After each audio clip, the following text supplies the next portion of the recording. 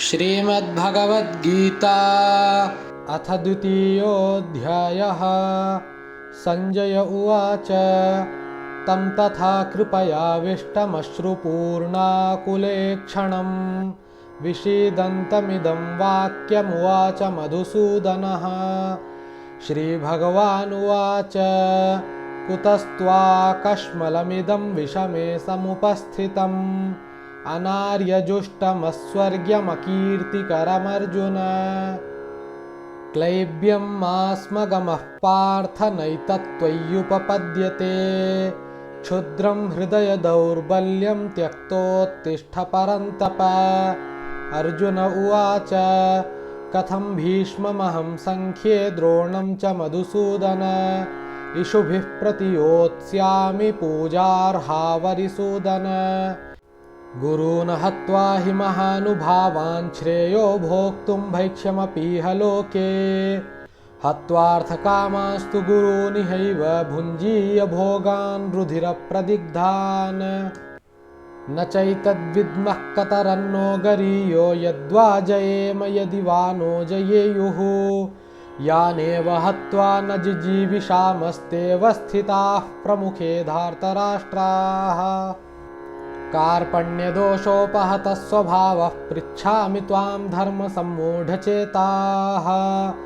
यच्छ्रेयस्यान्निश्चितं ब्रूहि तन्मे शिष्यस्तेऽहं शाधि मां त्वां प्रपन्नम्। न हि प्रपश्यामि ममापनुद्याद्यच्छोकमुच्छोषणमिन्द्रियाणाम्। अवाप्य भूमावसपत्नं ऋद्धं राज्यं सुराणामपि चाधिपत्यम्। संजय उवाच एवमुक्त्वा हृषीकेशं गुडाकेशः परन्तप न योत्स्यैति गोविन्दमुक्त्वा तूष्णीं बभूवः। तमुवाच हृषीकेशः प्रहसन्निव भारत। सेनयोरुभयोर्मध्ये विषीदन्तमिदं वचः। श्रीभगवानुवाच अशोच्यानन्वशोचस्त्वं प्रज्ञावादांश्च भाषसे। गतासु न गतासूंश्च नानुशोचन्ति पण्डिताः। न त्वेवाहं जातु नासं न त्वं नेमे जनाधिपाः। न चैव न भविष्यामः सर्वे वयमतः परम्। देहिनोऽस्मिन् यथा देहे कौमारं यौवनं जरा। तथा देहान्तरप्राप्तिर्धीरस्तत्र न मुह्यति। मात्रा स्पर्शास्तु कौन्तेय शीतोष्णसुखदुःखदाः। आगमापायिनो नित्यांस्तान्ति तिक्षस्व भारत। यं हि न व्यथयन्त्येते पुरुषं पुरुषर्षभ। समदुःखसुखं धीरं सोऽमृतत्वाय कल्पते। नासतो विद्यते भावो नाभावो विद्यते सतः। उभयोरपि दृष्टोऽन्तस्त्वनयोस्तत्त्वदर्शिभिः। अविनाशि तु तद्विद्धि येन सर्वमिदं ततं। विनाशमव्ययस्यास्य न कश्चित् कर्तुमर्हति। अन्तवन्त इमे देहा नित्यस्योक्ताः शरीरिणः। अनाशिनो प्रमेयस्य तस्माद्युध्यस्व भारत। य एनं वेत्ति हन्तारं यश्चैनं मन्यते हतम्। उभौ तौ न विजानीतो नायं हन्ति न हन्यते। न जायते म्रियते वा कदाचिन्नायं भूत्वा भविता वा न भूयः। अजो नित्यः शाश्वतोऽयं पुराणो न हन्यते हन्यमाने शरीरे। वेदाविनाशिनं नित्यं य एनमजमव्ययम्। कथं स पुरुषः पार्थ कं घातयति हन्तिकम्। वासांसि जीर्णानि यथा विहाय नवानि गृह्णाति नरोपराणि। तथा शरीराणि विहाय जीर्णान्यन्यानि संयाति नवानि देहि। नैनं छिन्दन्ति शस्त्राणि नैनं दहति पावकः।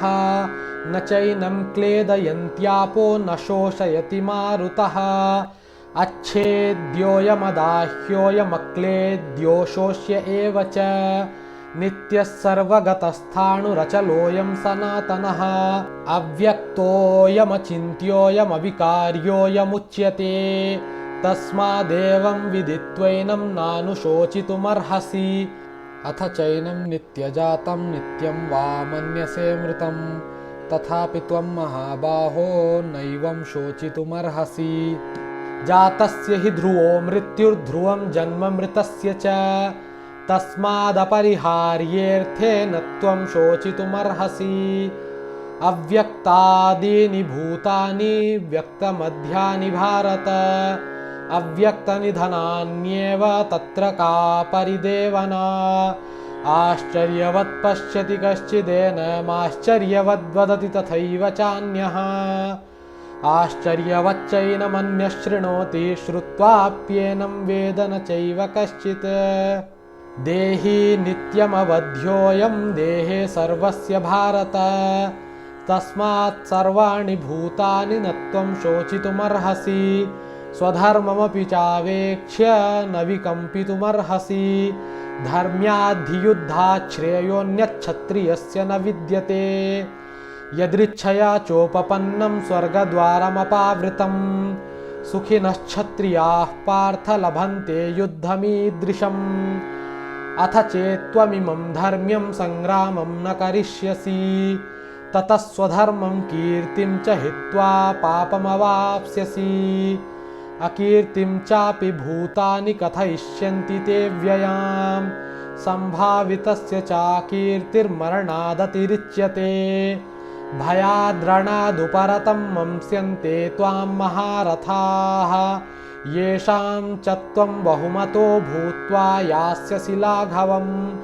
अवाच्यवादांश्च बहून् वदिष्यन्ति तवाहिताः निन्दन्तस्तव सामर्थ्यं ततो दुःखतरं नु किम्। हतो वा प्राप्स्यसि स्वर्गं जित्वा वा भोक्ष्यसे महीम्। तस्मादुत्तिष्ठ कौन्तेय युद्धाय कृतनिश्चयः। सुखदुःखे समे कृत्वा लाभालाभौ जयाजयौ ततो युद्धाय युज्यस्व नैवं पापमवाप्स्यसि। एषा ते भीता साङ्ख्ये बुद्धिर्योगे त्विमां शृणु। बुद्ध्या युक्तो यया पार्थ कर्मबन्धं प्रहास्यसि। नेहाभिक्रमनाशोऽस्ति प्रत्यवायो न विद्यते। स्वल्पमप्यस्य धर्मस्य त्रायते महतो भयात्। व्यवसायात्मिका बुद्धिरेकेह कुरु नन्दन। बहुशाखा ह्यनन्ताश्च बुद्धयो व्यवसायिनां। यामिमां पुष्पितां वाचं प्रवदन्त्यविपश्चितः। वेदवादरताः पार्थ नान्यदस्तीति वादिनः। कामात्मानः स्वर्गपरा जन्मकर्मफलप्रदां क्रियाविशेषबहुलां भोगैश्वर्यगतिं प्रति भोगैश्वर्यप्रसक्तानां तयापहृतचेतसां व्यवसायात्मिका बुद्धिः समाधौ न विधीयते। त्रैगुण्यविषया वेदा निस्त्रैगुण्यो भवार्जुन। निर्द्वन्द्वो नित्यसत्त्वस्थो निर्योगक्षेम आत्मवान्। यावानर्थ उदपाने सर्वतः सम्प्लुतोदके तावान् सर्वेषु वेदेषु ब्राह्मणस्य विजानतः। कर्मण्येवाधिकारस्ते मा फलेषु कदाचन। मा कर्मफलहेतुर्भूर्मा ते सङ्गोऽस्त्वकर्मणि। योगस्थः कुरु कर्माणि सङ्गं त्यक्त्वा धनञ्जय। सिद्ध्यसिद्ध्योः समो भूत्वा समत्वं योग उच्यते। दूरेण ह्यवरं कर्म बुद्धियोगात् धनञ्जय। बुद्धौ शरणमन्विच्छ कृपणाः फलहेतवः। बुद्धियुक्तो जहातीह उभे सुकृतदुष्कृते। तस्माद्योगाय युज्यस्व योगः कर्मसु कौशलम्। कर्मजं बुद्धियुक्ता हि फलं त्यक्त्वा मनीषिणः। जन्मबन्धविनिर्मुक्ताः पदं गच्छन्त्यनामयम्। यदा ते मोहकलिलं बुद्धिर्व्यतितरिष्यति तदा गन्तासि निर्वेदं श्रोतव्यस्य श्रुतस्य च। श्रुतिविप्रतिपन्ना ते यदा स्थास्यति निश्चला समाधावचला बुद्धिस्तदा योगमवाप्स्यसि। अर्जुन उवाच स्थितप्रज्ञस्य का भाषा समाधिस्थस्य केशव।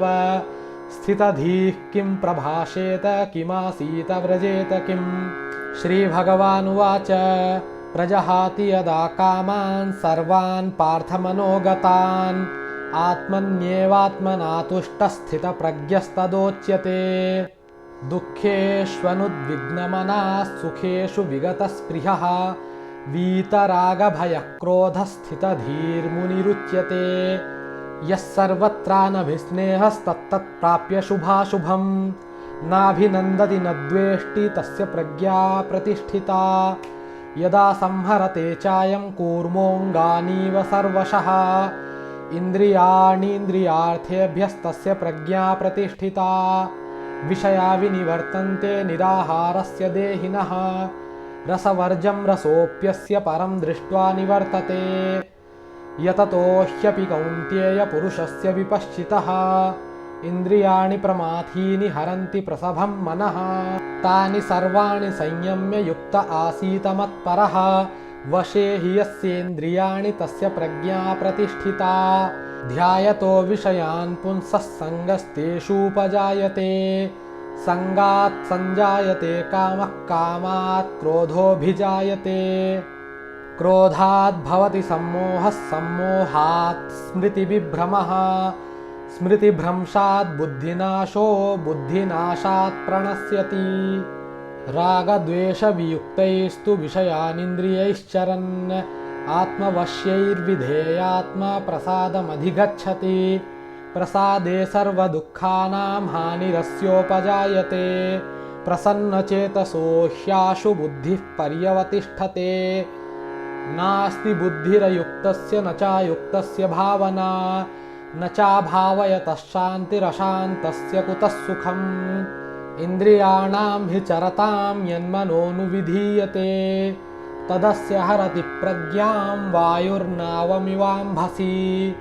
तस्माद्यस्य महाबाहो निगृहीतानि सर्वशः इन्द्रियाणीन्द्रियार्थेभ्यस्तस्य प्रज्ञा प्रतिष्ठिता। या निशा सर्वभूतानां तस्यां जागर्ति संयमी यस्यां जागर्ति भूतानि सा निशा पश्यतो मुनेः। आपूर्यमाणमचलप्रतिष्ठं समुद्रमापः प्रविशन्ति यद्वत् तद्वत्कामायं प्रविशन्ति सर्वे स शान्तिमाप्नोति न कामकामी। विहाय कामान्यः सर्वान् पुमांश्चरति निःस्पृहः निर्ममो निरहङ्कारः स शान्तिमधिगच्छति। एषा ब्राह्मी स्थितिः पार्थ नैनां प्राप्य विमुह्यति स्थित्वा स्यामन्तकालेऽपि ब्रह्मनिर्वाणमृच्छति। ॐ तत्सदिति श्रीमद्भगवद्गीतासु उपनिषत्सु ब्रह्मविद्यायां योगशास्त्रे श्रीकृष्णार्जुनसंवादे साङ्ख्ययोगो नाम द्वितीयोऽध्यायः।